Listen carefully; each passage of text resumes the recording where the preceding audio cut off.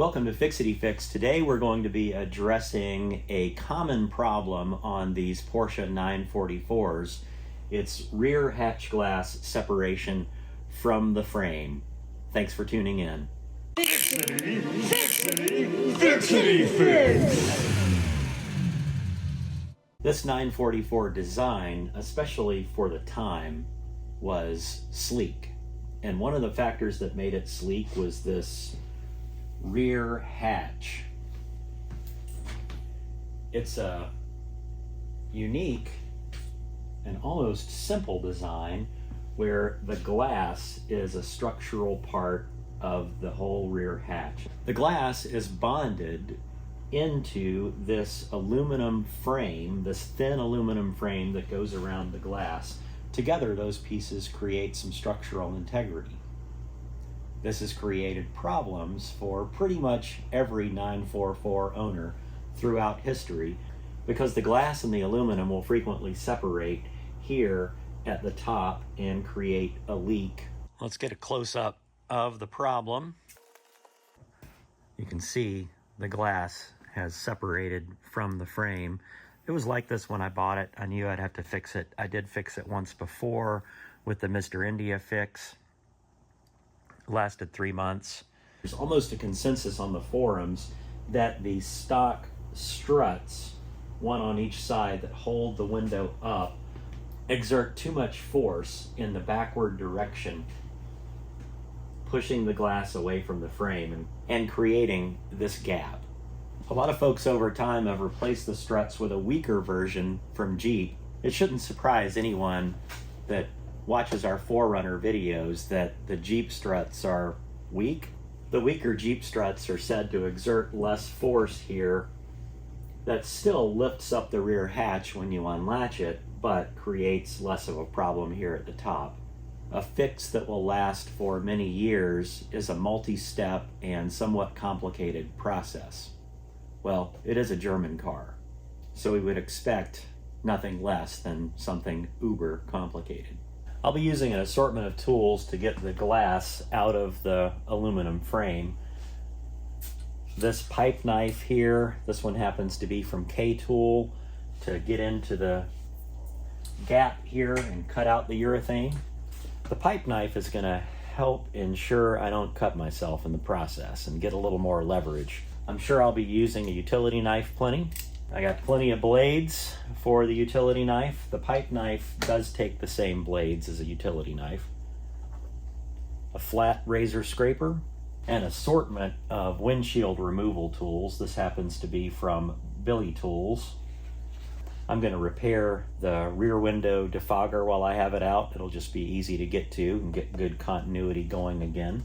An assortment of sanding bits for sanding the aluminum frame and also the glass itself. It's going to be imperative that we remove any silicone residue from any sealer that might have been used in the past or silicone waxes. To that end, we'll be sanding and also using this Eastwood pre-painting prep that has a whole lot of good stuff in there to remove silicone wax, polish, grease, and dirt, etc. Stinky stuff. I'll be wearing a respirator for that one and have the doors open. Absolutely crucial for long-term success of this project is going to be several steps. One, and this is one most people seem to miss in the videos and even forum posts about this, and this is using a 2-part epoxy primer and letting it dry for 3 days on the inside of the aluminum frame where the glass adheres to the aluminum. A lot of people skip that step, and interesting, I reached out to 3M about this, and 3M said that you absolutely have to use a 2-part epoxy primer on any aluminum or metal in this process before you use the 3M single step primer. And this is primer number 08682. This primer gets applied with these daubers. You can get these daubers at a plumbing store or any hardware store. Typically they're the type you use when you're installing PVC pipe. This one-step primer goes on the epoxy primed aluminum, and then it goes on the glass after the glass is cleaned, and I'm also going to sand the glass before this goes on it. So this goes on primed aluminum, and then it goes on bare glass after it's been cleaned thoroughly and etched. After the primer dries, I'll be using 3M's window weld super fast urethane 08609. Got a couple of tubes of it and plenty of clamps likely. I'll figure out the clamping as we get along in the process. You've probably, if you've been exploring this, seen Mr. India's video on a quick fix for this hatch. I tried the Mr. India fix and it did work for about 3 months, and then I started to get separation again. It's a video worth checking out and it may work for you. One thing I did not do is I did not replace the struts with weaker struts. A lot of people even leave the struts out, and I might do that in the future. This won't be a daily driver, and I don't need to get into the hatch that much, so I'd rather just have it last and, you know, not leak. It may be that you have better luck doing the Mr. India quick fix and either using weaker struts or leaving the struts out. It's probably worth a try. We are going for broke on this one though. We're going to take the glass and the frame apart and redo everything from the ground up. We're going to have to remove the glass from the frame. I'm going to disassemble everything with the struts attached first, just so it'll make it easier to get at these weird little nuts that hold in the spoiler and surrounds here. Give you a closer look here. You can see that it's like a tamper-proof type nut. Some people will mill down a screwdriver. This screwdriver is too small, but a larger screwdriver and cut out a center gap here with a grinding wheel or something. I'll show you a different strategy. I've found that these match a tamper-proof screw that's manufactured in several different sizes, and the largest one here in this DeWalt set is a perfect fit. So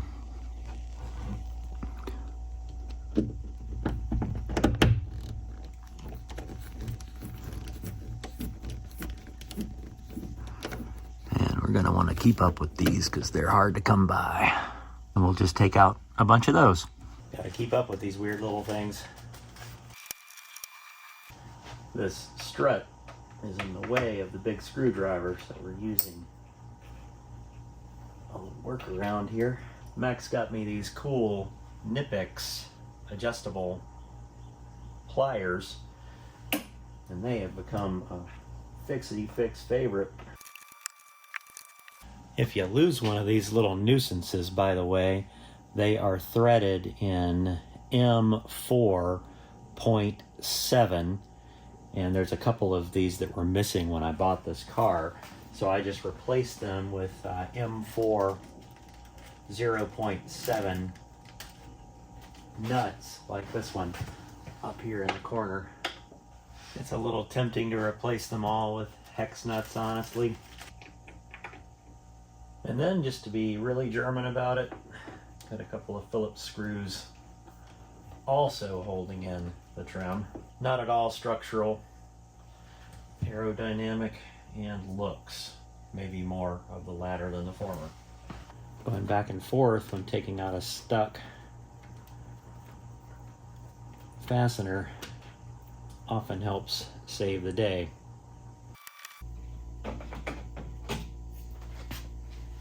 For the spoiler, there's a row of Phillips screws, a couple of them hidden under pieces of rubber.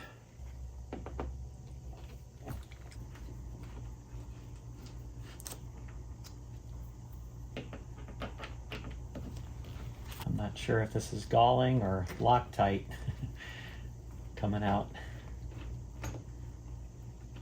Either way, it's got a similar effect. These are also aluminum screws, so keeping them in a Ziploc bag instead of a magnetic tray. I'm gonna go ahead and take these latch pins out because I'm thinking it might be part of holding the spoiler in. Not positive, but let's pop them out and see. That looks to be a 5 or a 6 or a 4.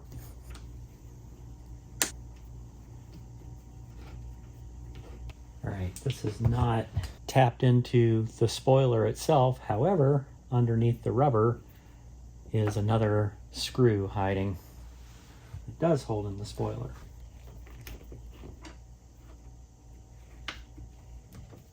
Screw wants to fight.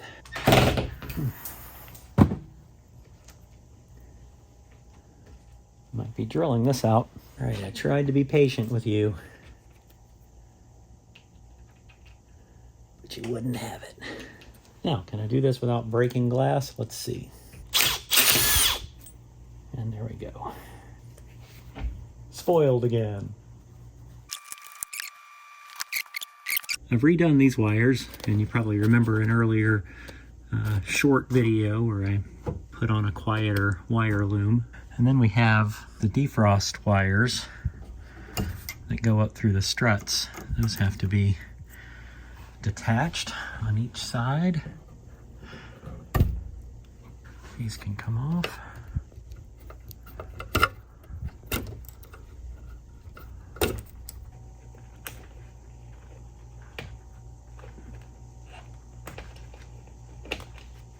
Well, that might explain why the rear defrost wasn't working. There's a cracked wire back here. Now we'll check the continuity and everything on here. I was thinking we might have to repair some of these defrost lines. Will it stay down without the weight on it? Nope. Yeah, those struts are strong. Wiper blades held in by 10. Hey, good guess. Perhaps a 17 holding the whole thing on at the top. Let's try the 17 and see if I'm right. Yep, 17, also rather loose. I don't know why this thing has so many rattles.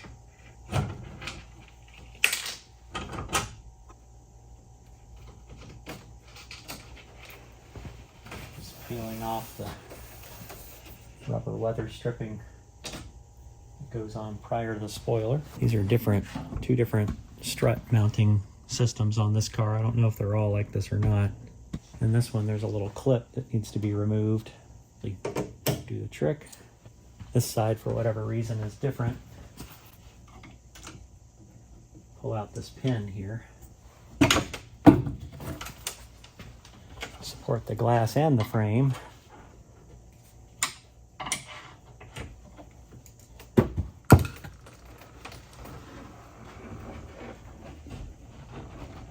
If I ever doubted the write-ups on the struts exerting too much backward force on the frame and glass, this seems to support that theory, because with the struts out, the glass is snapped back into the frame.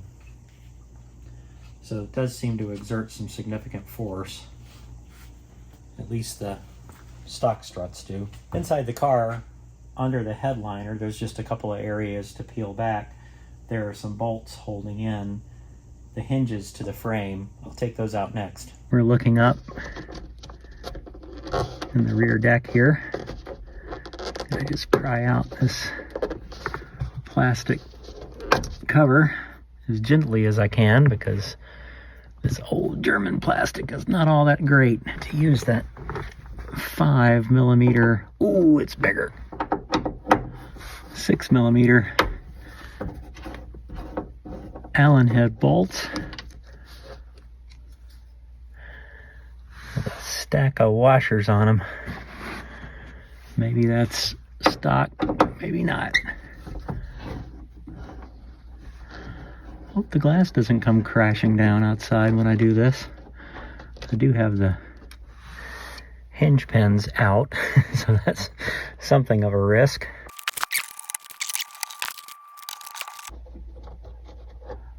no glass crashing down. That's always a good thing. That should be the last bit of mechanicals holding in the hatch. Speaking of tins. Hi. Hi, what you doing? Coming to check out how things are going. I am getting ready to remove this hatch. Whoa. Some dummy forgot to press record. But together we just lifted the rear hatch off of the Porsche and then flipped it over and laid it on the ground. How heavy was it? It wasn't too bad. All right. And I don't have much muscle. You did great. These little chunks of hard rubber came out of this channel and I kept up with them. So this is going to give me a sense of how high up this glass needs to push into the top of this channel. The corner seems to be the most difficult part to get good penetration with the knife into, and of course I worry about too much force and maybe cracking the glass, so I'm being extra careful.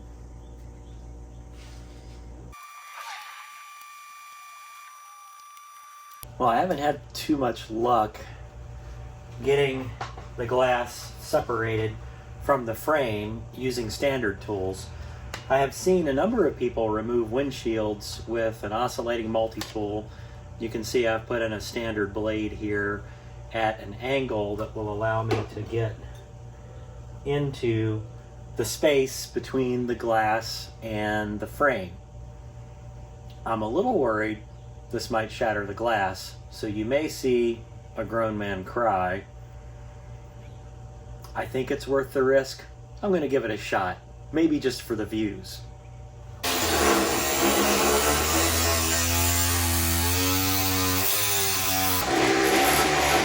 It's coming along and I haven't broken the glass yet. I did mask with just standard painter's tape the defrost lines here.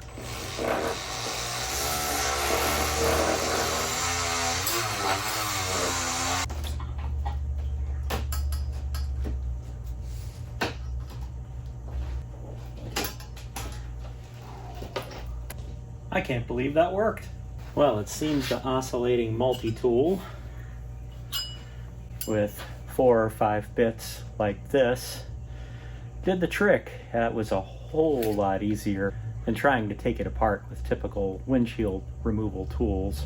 The pipe knife and the oscillating multi-tool seemed to do the trick. I had to be very careful with the multi-tool not to potentially crack the glass, but I think that's a risk if you're going to use a multi-tool like that. I know there are also windshield remover bits for multi-tools. Those are expensive, hard to come by, and I don't know that it was worth seeking those out. This seemed to work pretty well. This tool with 120 grit conical cartridge rolls was super helpful in getting into little spots like inside of here. That's going to be important to have pretty clean and primed and get urethane into. I am convinced that's an integral part of the structure, having urethane on several different planes to be able to bond it for the long haul. After a bunch of different tools, including some dental type picks and a razor blade and an angle grinder with a wire brush,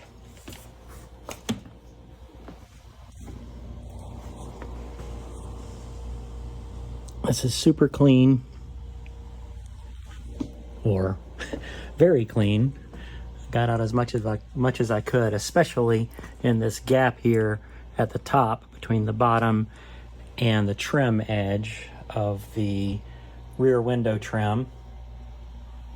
Cleaned up any mating surfaces, sanded everything down to 120 grit, where we're going to prime and then prime with 3M, urethane primer, and then urethane to attach the windshield. Everything there is sanded to 120 grit.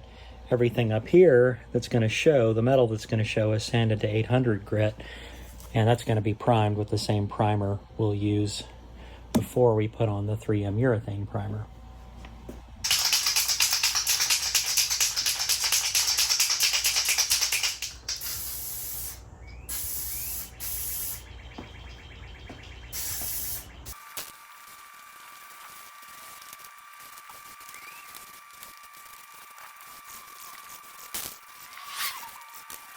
That's one coat of the 2-part epoxy primer. In 10 minutes, we'll do a second coat and then let it dry for 3 days. Now that the 2-part epoxy primer has cured for 3 days, I'm following the instructions on the primer and then scuffing up the surface where I'm gonna add the 3M single step urethane primer. So I'm scuffing up all the surfaces, and especially at the top part of this window trim, I'm scuffing up inside here with a piece of 400 grit wrapped around a sanding sponge, just to make sure I get all surfaces scuffed where the glass needs to adhere most strongly, and this is where the separation typically occurs. And then come around and of course scuff up all the areas where the glass is going to bond on the sides and bottom of the frame. In the frame, on the plane where the glass attaches, there's a little channel, a small channel. It's about 1/8 of an inch wide and 1/8 of an inch deep. I'm using a folded up piece of 400 grit sandpaper to scuff inside of that little channel so that the urethane sticks on a different dimension. I think this channel is here to strengthen the bond in the same way that you'd have something like a dovetail for holding 2 wood pieces together. You can see the difference of the scuffed primer and the unscuffed primer. The glass channel is all masked up, so we can paint the frame with some epoxy satin black top coat that's compatible with the paint primer. Same brand, same type. No top coat at all should go in the channel where the glass is going to be bonded. That's only the 2-part epoxy primer in there, and that's been sanded to 400. And once we've painted the exterior parts of the frame, front and back, we'll pull the masking tape and then put 3M single step urethane primer into the glass channel, the primed glass channel. Something else to note, the 2-part Spray Max epoxy primer can be coated if it hasn't dried. It can be top coated if it hasn't dried for more than 24 hours. However, that's only with top coat paint. You should let the primer cure for 3 days and then scuff it up with about 400 to 800 grit before putting on the 3M urethane single step primer for urethane bonding to glass.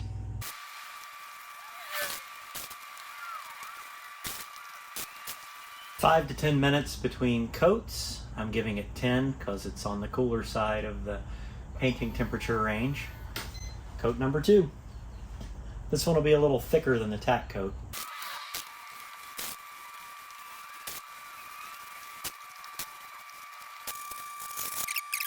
One dozen razor blades, 2 utility blades later.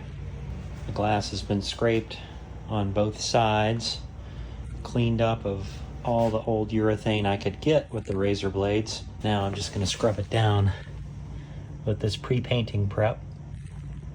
Seemed like a good idea to test fit the trim piece onto the car, and it does fit fine. And then I've masked up the top piece of trim that's going to show once the window and trim are back in.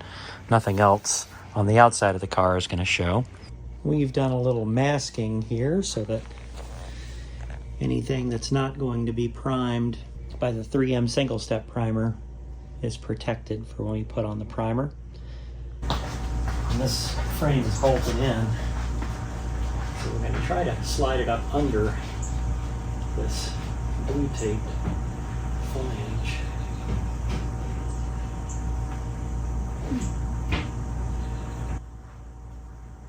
That's great. Yay. Well, want to call it a day? Sure. We're calling it a day. Let's step back and look at it. Oh, it's better with glass on it.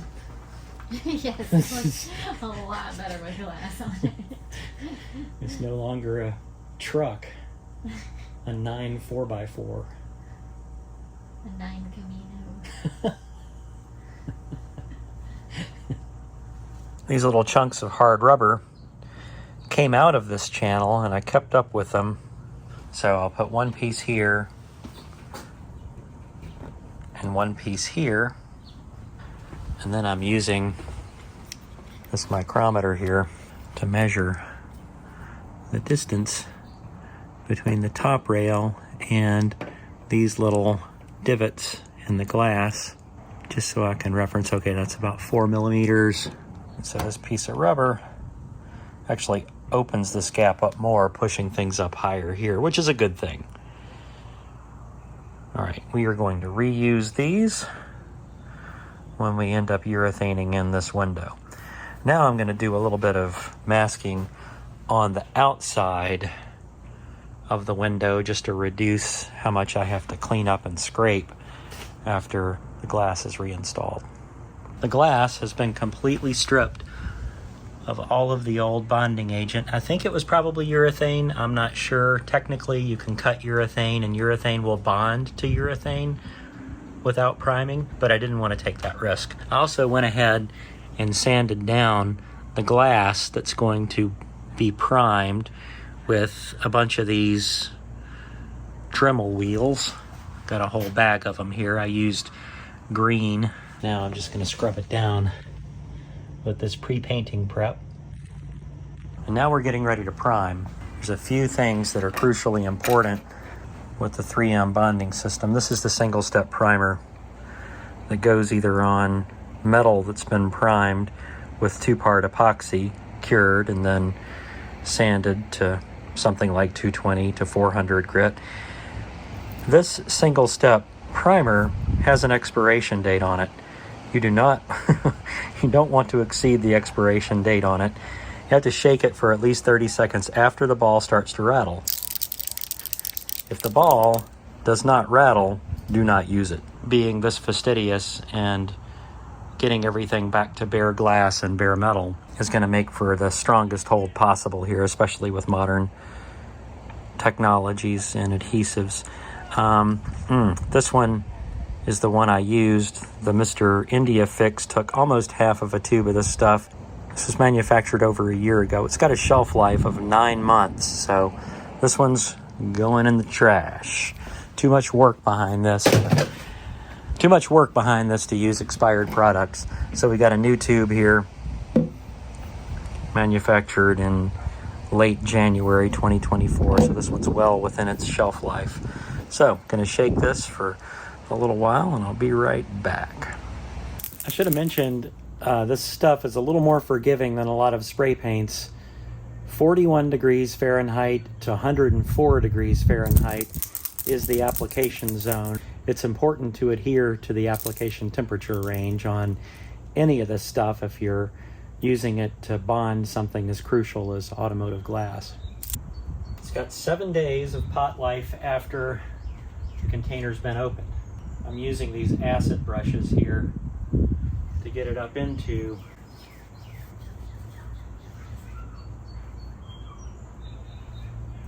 this area where the daubers won't reach. Now we're going to switch to the recommended application process here. It has to dry at least 10 minutes. Glad to have masked pretty well. This stuff seems to be flowing.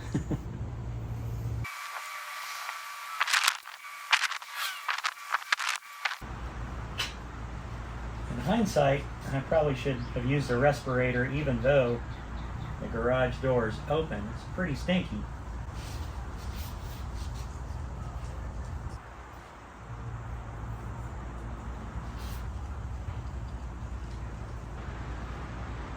This glass is primed. The frame is primed. I'm primed. That stuff was stinky. It's got to dry for 10 minutes or more. We'll have a short window to work once we get the urethane laid in.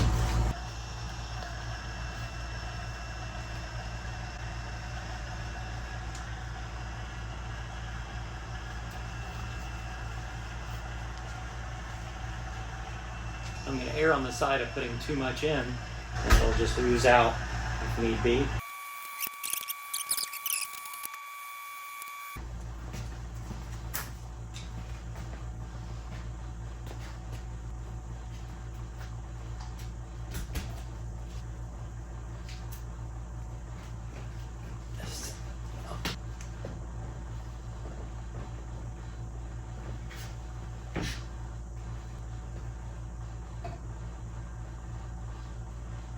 All right, so it's all in, and you can't quite see, but this little over part is tucked over the window all the way across. The urethane is spooged out like you would expect it to.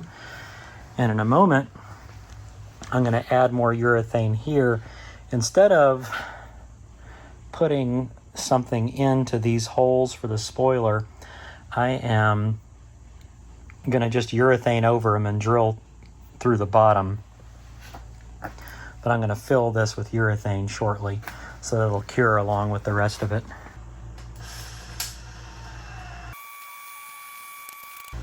Instead of clamping all the way around, I'm relying on the pressure at the top here, and I'm going to slide these clamps, just 2 of them in to hold the glass in at the bottom.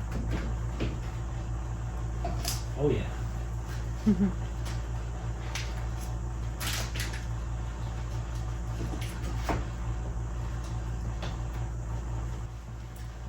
A couple of lessons learned here.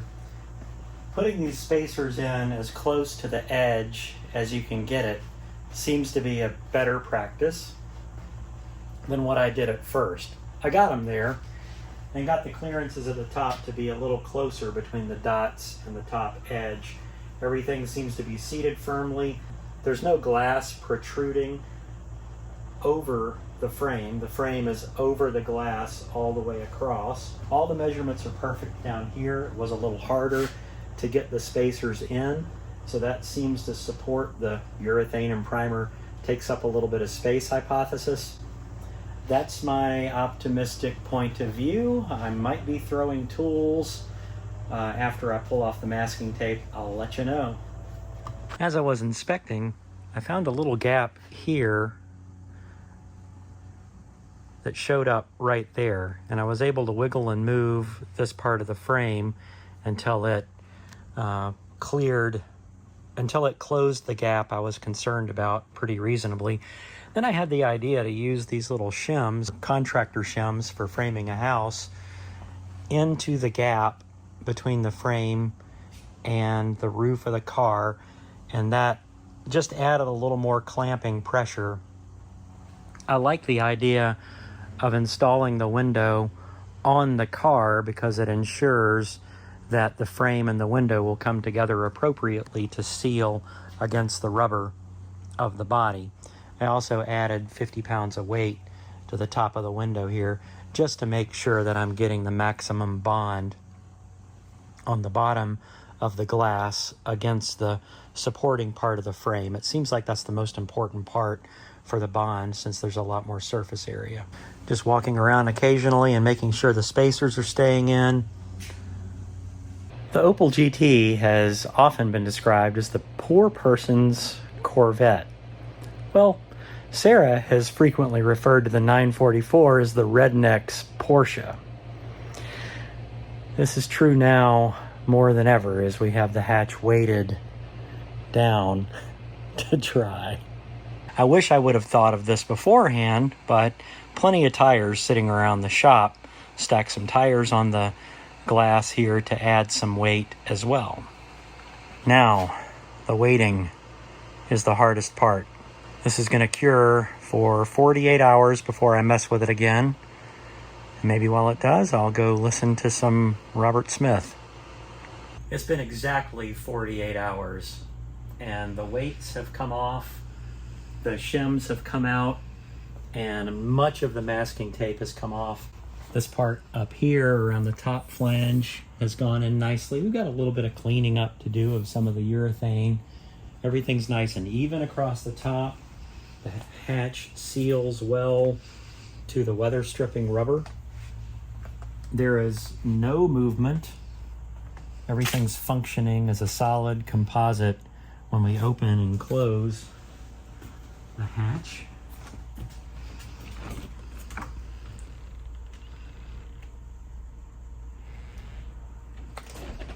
Even smells new. I'd call it a success. Yay! We will clean off all the masking tape, dress up some of the urethane that seeped out here and there with a razor knife, and put all the aerodynamic bits back on and polish it up. I'll be monitoring this closely for the next few months and maybe years, just to see how well it holds up. I have every reason to believe with the modern adhesive technologies that this is going to be just fine. I don't intend to install the rear struts on this one because I don't want the extra stress on it. I may do that at some point. I did order some of the weaker Jeep struts to put in should I choose. We're going to go ahead and edit and publish this video now before I put it back together. I want to get this information out there, and sometime in the next few weeks I'm hoping to do just a quick little update of all the aerodynamic bits back on and show this all cleaned up. Thank you for watching. If you find this kind of information and video helpful, please consider hitting the like button. If you don't like it, hit the like button twice. And think about subscribing to Fixity Fix. We hope to see you next time.